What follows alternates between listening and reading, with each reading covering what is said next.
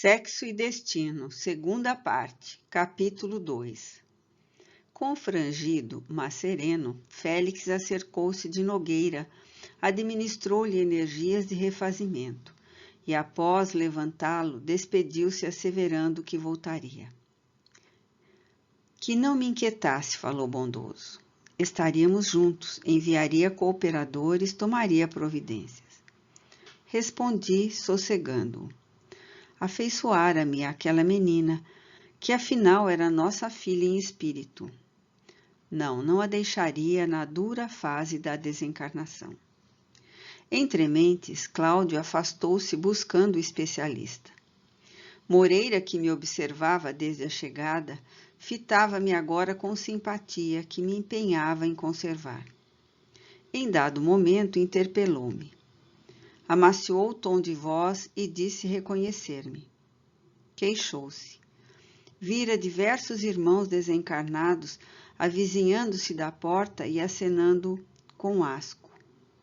Apontavam Marita com desprezo, referiam-se a figurações despuradoras, traçavam gestos no ar, sugerindo quadros obscenos, e um deles chegara ao desplante de abordá-la, indagando quem era aquela mulher que transpirava carniça.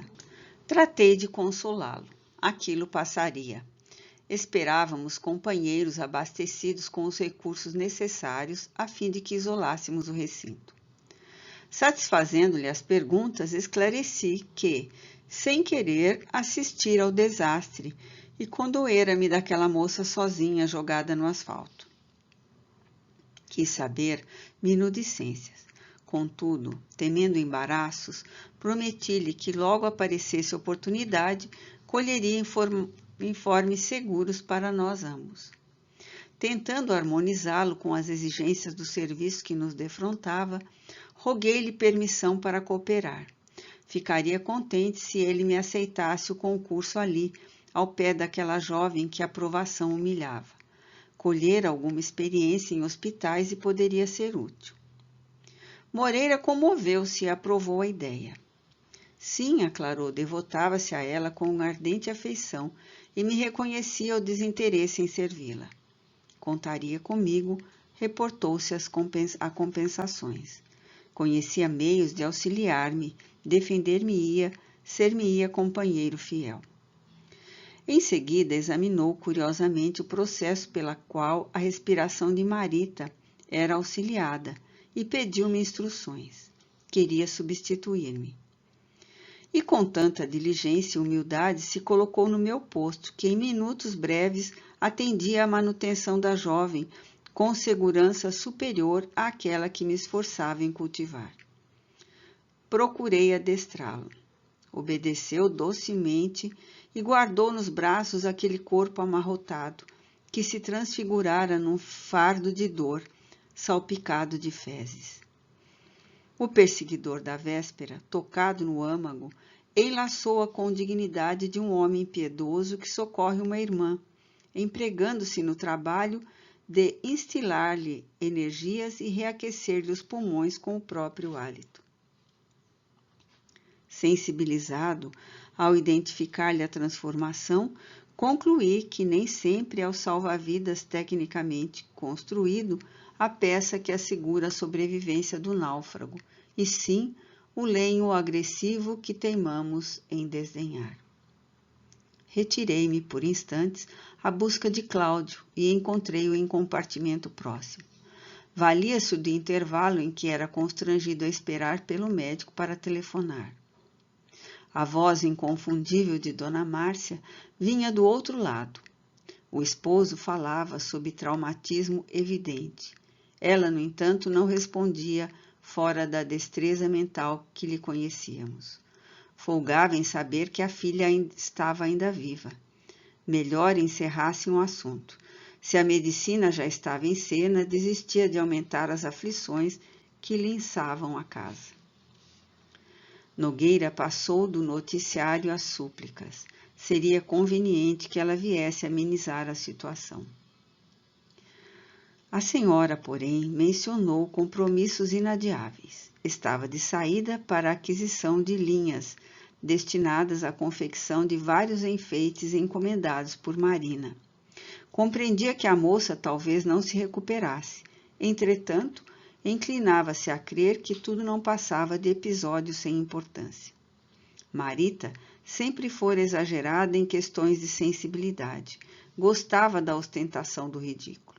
Além disso, se estivesse tão mal quanto o marido supunha, ele, na condição de pai, se achava lealmente junto da filha, eximindo a ela, Dona Márcia, de sacrifícios maiores do que aqueles que já lhe sobrecarregavam os ombros. Fez xiste, mascarando de sarcasmo e o desapontamento com que recolhia a informação de que a filha adotiva não estava morta, impelindo todos os constrangimentos da família a estaca zero.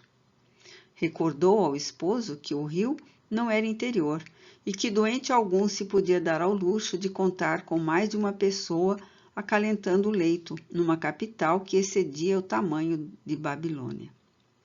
Declarou-se cansada de bobagens e arrufos entre jovens namorados e afirmou preferir tricotar a fazer adulação para uma filha, que não era dela, e que sempre timbara em loucura e faniquito. Rematava, aconselhando para que não se complicassem com despesas, que ele ouvisse os médicos e removesse a menina quanto antes para casa. Nogueira, desolado, insistiu, pintando o quadro em que se contristava. Entretanto, a senhora encerrou a conversação, atirando-lhe uma frase que lhe despedaçou as últimas esperanças. Bem, Cláudio, tudo isso é problema seu. Nogueira discou para a residência dos Torres. Marina ainda não voltara. Desacoroçoado, chamou para a casa do chefe. Atendido, prestou sucinto relatório da apertura, indagando sobre a concessão de férias no banco. O diretor sossegou. Compreendia a emergência, também era pai. Não apenas despacharia favoravelmente a petição, mas se colocava igualmente ao dispor dele para qualquer eventualidade. Tornando ao aposento onde Moreira velava, entrou em conversação com o facultativo de serviço. O médico registrou-lhe a inquietude e compadeceu-se. Asseverou que era cedo para um pronunciamento mais claro. Empreenderia exames, prescrevera transfusões de sangue e antibióticos, estudaria as reações. Mesmo assim, não dispensaria a consideração de um neurologista, na hipótese de surgirem complicações em vista da pancada forte havida no crânio. Nogueira concordou e, humilde, solicitou permissão para instalar-se junto da filha. Não se queixaria de preços, advogava para ela o melhor tratamento. O clínico prometeu cooperar, favorecer. Daí a instantes, Marita foi novamente transferida de quarto, onde Cláudio Moreira e eu passamos a intimidade mais ampla. Aqueles dois espíritos que se avalentoavam por bagatela manifestavam-se agora diferentes, submissos. O esposo de Dona Márcia trazia os olhos marejados de pranto. Partira-se-lhe a alma. A convicção de que a filha tentara o suicídio por culpa dele requeimava-lhe o coração, qual lâmina esfogueada que se lhe enterrasse no peito. De tantos escândalos escapara, de tantas proezas se ocultara, impassível. Entretanto, aquele corpo abatido que a morte espreitava parecia encerrar-lhe o destino. Sentia-se arrasado, a ponto de não lhe importar nem mesmo a confissão de todos os delitos da existência em praça pública. Delitos que supunha para sempre esquecidos nos escaninhos do tempo, assomavam-lhe agora a lembrança exigindo reparação, sobretudo Aracélia, a genitora de Marita que ele próprio aniquilara a peso de sarcasmo e ingratidão, parecia alcançá-lo pelo túnel da consciência.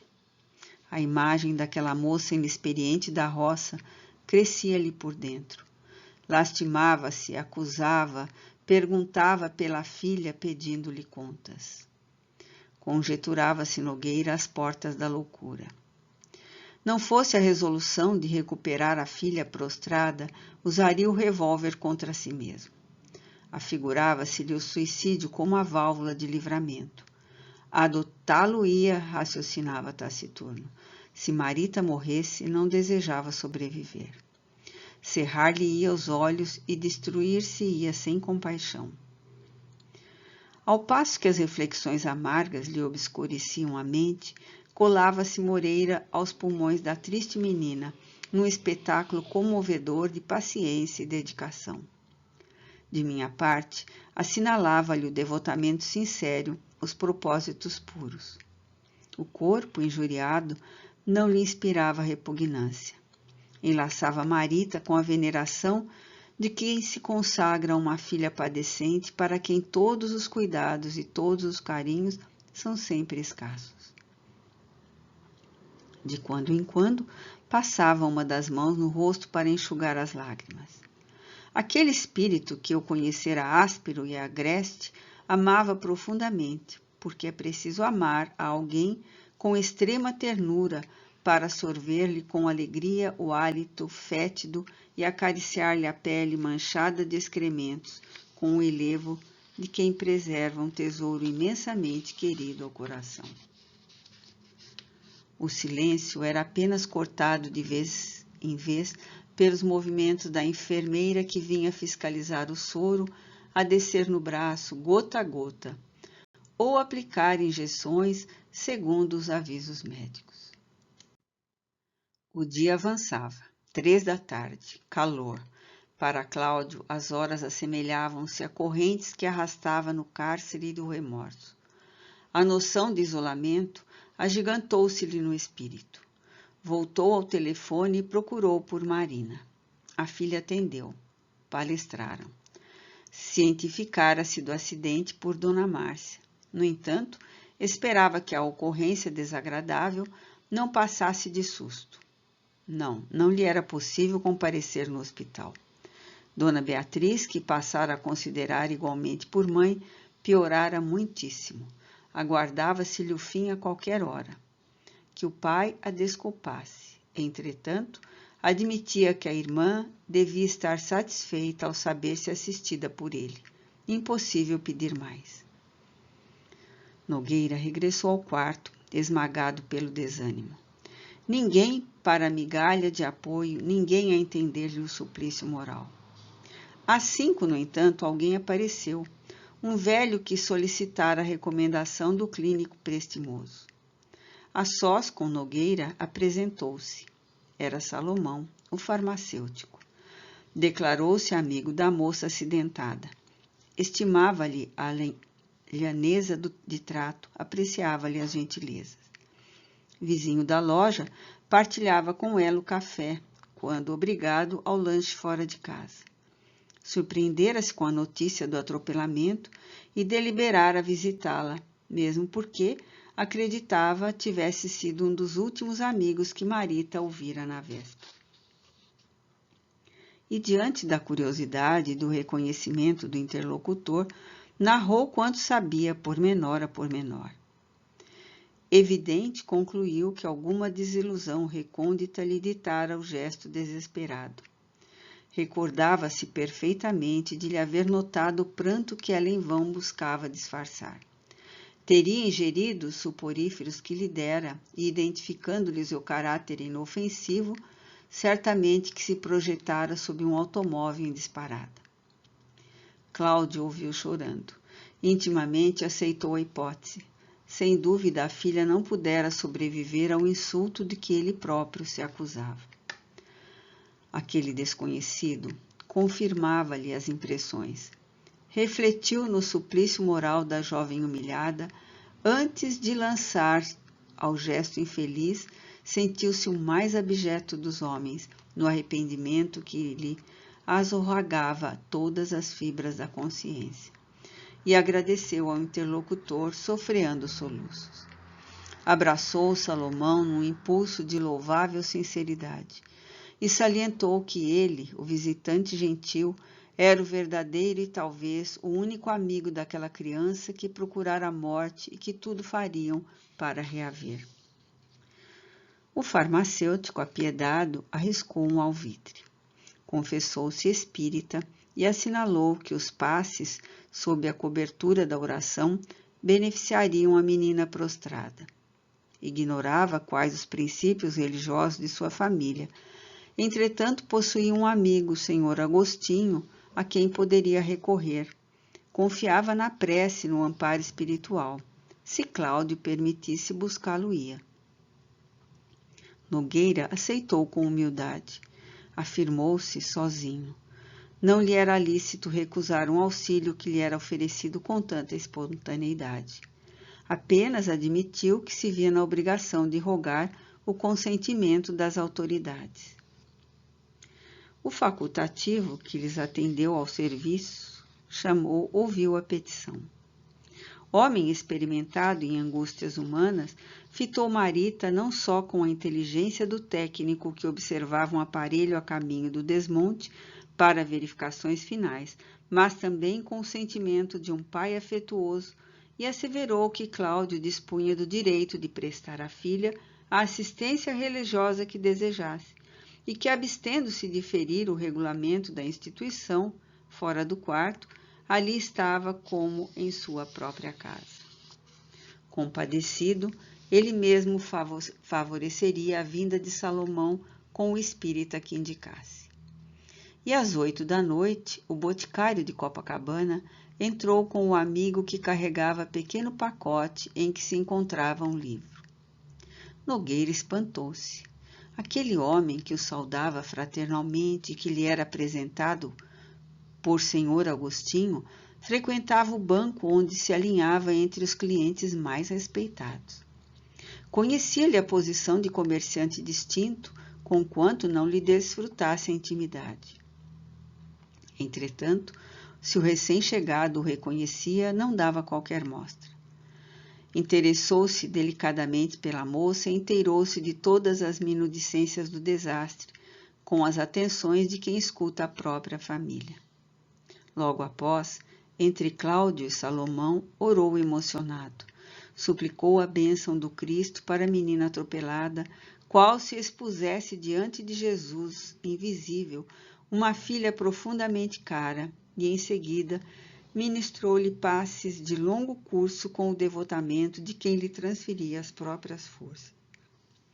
Cooperamos com ele, sob o olhar penetrante de Moreira, que tudo observava, como que sequioso de aprender. A operação saturada de agentes reconstituintes do plano físico infundiu grande bem à moça, melhorando-lhe a condição geral. Relaxou-se-lhe mais intensamente o esfíncter da micção, a respiração desoprimiu-se e conseguiu entrar em sono calmo. Cláudio solicitou a presença da enfermeira, e enquanto a serviçal modificava a rouparia, os três conversavam em saleta próxima.